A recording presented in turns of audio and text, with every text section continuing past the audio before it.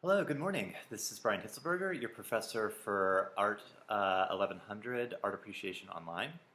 And this is week 7 of our 8-week course, so we're almost at the end.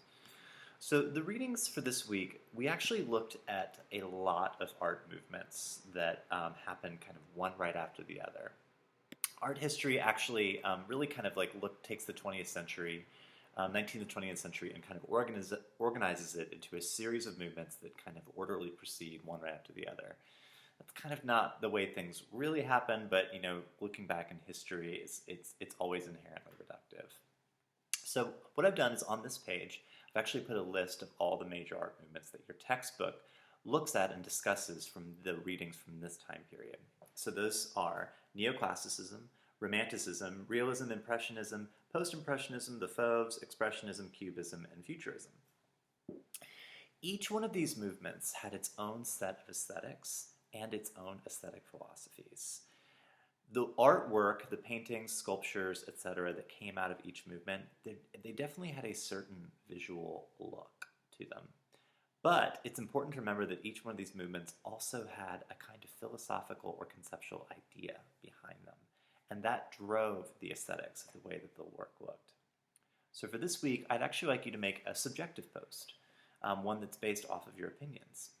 I would like you to look at the list below and revisit the work in the text and choose one movement that you find interesting or beautiful or compelling in some way.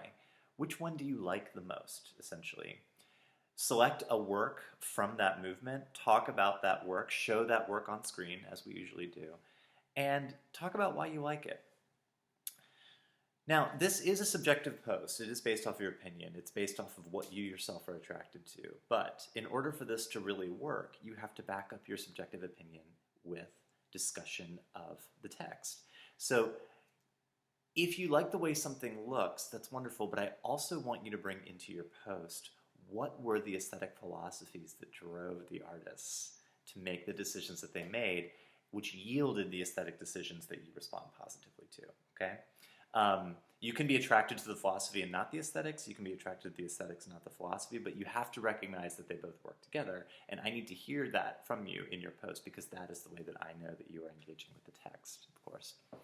So you're going to select one piece from one movement that attracts you, and you're going to discuss why that piece attracts you and discuss the philosophies of that movement that drove the decisions that the artist made.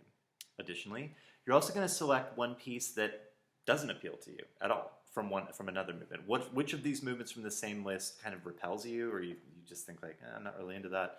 And also show that on screen and talk about why it repels you, and also talk about the philosophies of that movement and why you do or don't agree with them. This is basically a post where you take two works, one that you are compelled by, one that you are repelled by, from the list below, show them on screen, and discuss both, and make sure to talk about the aesthetic philosophies behind.